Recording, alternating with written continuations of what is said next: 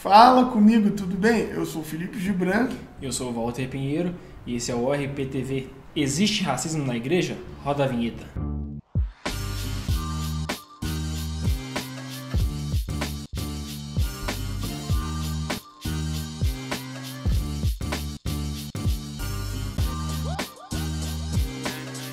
Se inscreve aí no nosso canal para você saber sempre que a gente tiver novo conteúdo. Não deixa de marcar o sininho e sempre deixe seus comentários, suas dúvidas. A gente faz questão de olhar, de responder cada uma delas. Isso ajuda também a gente entender que tipo de conteúdo a gente pode fazer para você. Existe um mito na sociedade brasileira onde a gente sempre diz que não existe racismo no Brasil, muito por conta daquela história da miscigenação, que somos todos iguais. Nós somos uma mistura de povos e tal, mas isso é uma grande mentira. O Brasil é um país racista e nós temos que falar sobre isso. E essa ideia de democracia racial, ela também existe dentro da igreja e ela é corroborada com algumas teologias que ainda vão falar assim, não, Deus não fala acepção de pessoa, aqui todo mundo é igual, né? Em Jesus não há judeu, não há gentil, não há livre, não há escravo, não há homem, não há mulher, não há preto, não há branco. Mas isso, na verdade, só serve para mascarar o problema latente que há nas nossas igrejas de racismo. E eu acho que um dos principais problemas que reforçam essa narrativa, essas teologias, é aquela velha história do nós contra ele. A gente tem um discurso muito bonito de cosmovisão cristã, um discurso muito bonito da igreja separada do mundo, de como se nós fôssemos um povo santo, um povo que tivesse uma moral um pouco maior, uma ética maior do que o resto da sociedade e que todos os problemas que estão fora não atingissem os problemas da igreja. Isso é mentira, porque a igreja ela é influenciada pelas pessoas da sociedade e a sociedade é influenciada pelas pessoas da igreja porque essas são as mesmas pessoas. O ser humano é um ser integral. Se a gente vive em um país que nós temos 90% de cristãos, sendo eles 40% de evangélicos, se essa sociedade é racista, significa que os evangélicos são racistas, porque eles estão lá na sociedade. Então a gente não pode fazer essa dicotomia entre nós e eles. A gente tem que assumir os problemas dele, porque nós criamos esses problemas. Ou seja, se a sociedade é racista, a igreja também é racista. Em certo sentido, o racismo é uma atitude totalmente anticristo. Porque se a perspectiva de Jesus é libertar e trazer a humanidade, né, humanizar os seres humanos, veja, a lógica do cristianismo é um Deus que se torna totalmente humano, desumanizar alguém é ir contra o trabalho de Jesus. Então o racismo, quando a gente diz que algum ser humano é incapaz de fazer ou agir ou estar em alguma posição ou fazendo alguma coisa, vai muito além do que a própria injúria. Porque chamar de preto, de negão, é muito além disso. É tornar um ser humano numa classe menor. Faz um teste de pescoço, é um conceito que eu aprendi com o movimento negro evangélico, que é você olhar ao redor do seu contexto e olha para a sua igreja. Vê quais são os processos de desumanização e quem são as pessoas que são sempre desumanizadas por esse processo. Olha para a liderança da sua igreja. É uma pessoa negra ou é uma pessoa branca? Agora olha para a cozinha. Olha para a pessoa que está na faxina. Olha para o porteiro. São pessoas brancas ou pessoas negras geralmente? É lógico que a gente tem nos vários casos de exceção, mas o que a gente quer demonstrar aqui é que, de maneira geral, as estruturas organizacionais da nossa instituição da Igreja Brasileira são racistas. Se você olhar as conferências do Brasil, sejam elas da Convenção Batista, da Presbiteriana ou das igrejas independentes, todos os preletores, as pessoas de mais destaque são brancas. Dificilmente você vai achar alguém que é de renome da igreja brasileira, que esteja viajando, que esteja influenciando, que seja uma pessoa negra. Você vai achar um cantor.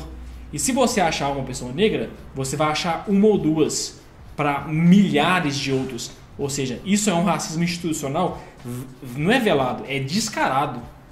Inclusive teve um caso curioso, que ano passado um amigo nosso, pastor Batista, nós não vamos citar o nome aqui para não constranger mais a convenção da cagada que eles fizeram, foi desconvidado de uma mesa porque trabalharia esse lance da teologia negra. E a justificativa é porque não queriam um aspecto político no evento. Como se trabalhar negritude, como se falar de racismo, fosse coisa de gente de esquerda. Veja que loucura isso que acontece no nosso Brasil. Racismo não é uma questão de esquerda, não é uma questão de direita, é uma questão de humanidade e de humanização desses processos que desumanizaram nós, pretos e pretas. E uma coisa legal disso, Gibran, é que inclusive estava numa roda uma vez falando sobre racismo, falando sobre essa questão da política que sustenta o racismo. Aí um camarada chegou pra mim e falou assim: ah, mas nós temos que chamar o outro lado pra conversar. Gente, eu nunca vou chamar um racista pra conversar. Racista não senta na nossa mesa. Quem segrega outro tipo de ser humano não tem lugar na mesa. Então eu não vou chamar um cara da Ku Klux Klan pra poder falar. Eu não vou chamar um cara que comete uma injúria racial pra falar. Ele tá errado. Racismo é um crime. Racismo não é só pecado, igual a gente trabalhou. Racismo é crime.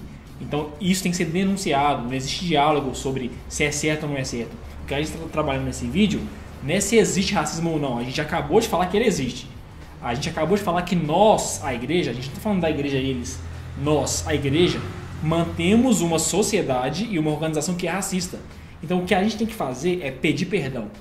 E aí, como pedir perdão, eu vou trazer um cara para o jogo, para a temática, que não é um progressista, não é um cara da esquerda. Eu até chamei o outro lado para poder conversar.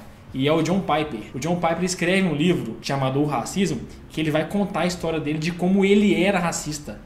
Ele não vai falar, ele não vai justificar, ele fala assim: eu era racista, a minha teologia justificou o meu racismo, o meu contexto social, e eu vi que eu estava errado, eu pedi perdão para isso. Então, uma das maiores influências conservadoras da teologia já admitiu que o racismo é um problema e pediu perdão por isso. O curioso é que um desses passos, dessa expansão de consciência, da metanoia que a gente está, é que a gente percebeu, beleza, que fizemos uma coisa errada, somos racistas, vamos pedir perdão. Esse é um grande passo.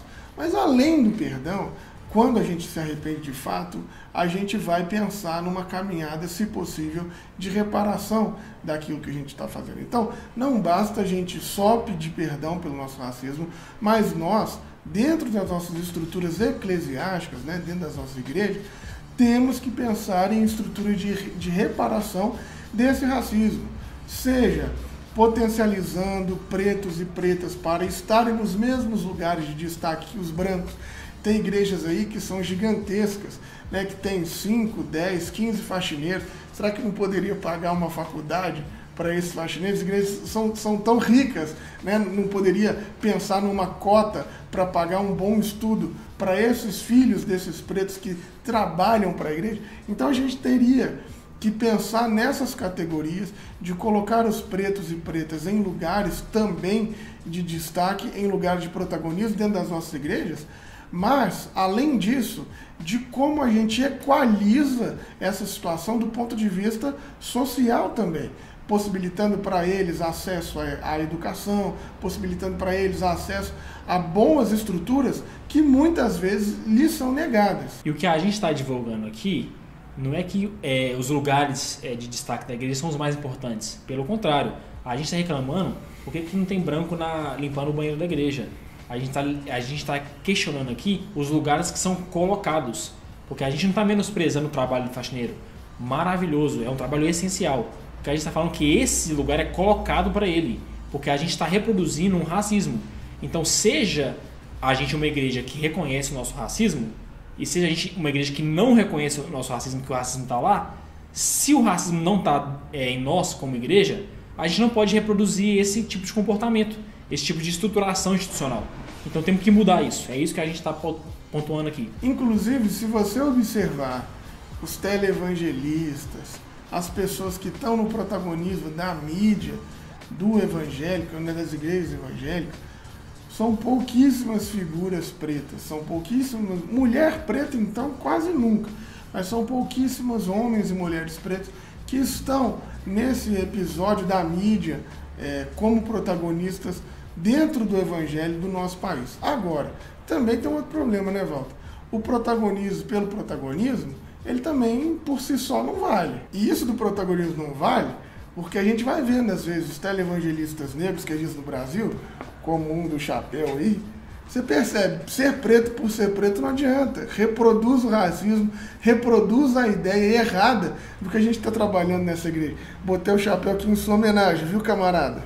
Não só a ideia dos lugares de destaque não é suficiente, mas como a ideia da cota na igreja não serve. E cota aqui, eu não estou falando da cota estudantil das universidades, eu não estou falando da cota de acesso a benefícios do Estado. Isso tudo é essencial, a gente concorda com essas cotas. O que eu estou denunciando aqui são as cotas da igreja, que depois do caso do George Floyd e do João Pedro, várias igrejas do Brasil pegaram a molecada que era negra da igreja, fizeram várias lives, colocaram os meninos para falar. Os meninos falaram coisas muito erradas sobre o racismo, porque eles não estão preparados, eles estão alienados nessa vida de igreja há muito tempo, nunca discutiram nada de questão racial, e as igrejas usam as pessoas, quando convém, para ter um álibi, para poder falar que não é racista. E isso não adianta.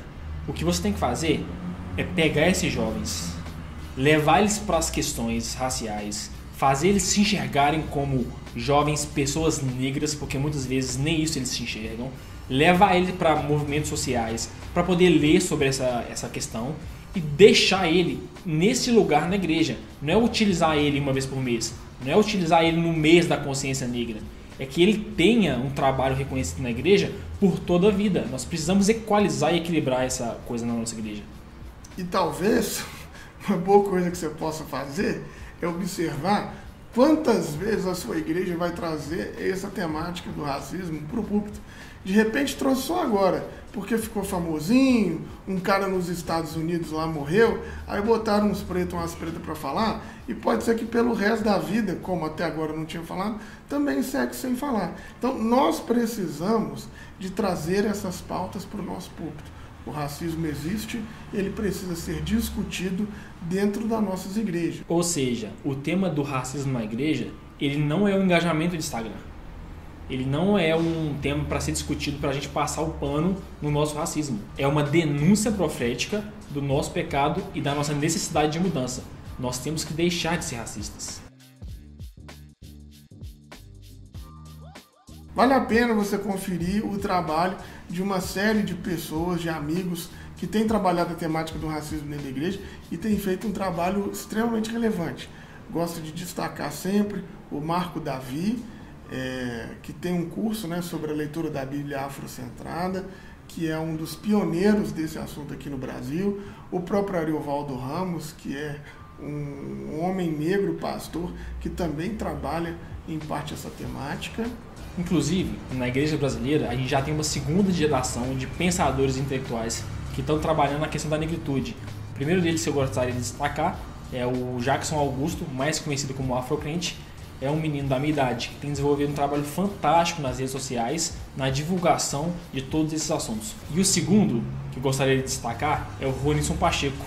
Ele está estudando essa temática há muito tempo, está fazendo mestrado nos Estados Unidos e escreveu recentemente um livro, Teologia Negra, o sopro antirracista do Espírito. Compre esse livro. Puxando a sardinha aqui para a nossa cidade, Belo Horizonte, hoje nós temos o privilégio de ter uma grande pesquisadora aqui, que também trabalha a temática, que é uma pastora, a reverenda Cleusa Caldeira. Você também encontra ela falando sobre teologia negra. Aqui também de Belo Horizonte, mas está passando alguns dias lá no Nordeste. Também quero lembrar da Vanessa Barbosa, que é uma outra mulher também super potente que trabalha a temática da negritude dentro da igreja. E eu não poderia deixar de citar a grande Fabíola Oliveira, pesquisadora do Instituto de Janeiro, que tem dado uma contribuição muito grande como mulher negra e intelectual no Brasil. É isso aí, simples, mas revolucionário. Aquele abraço, falou, valeu!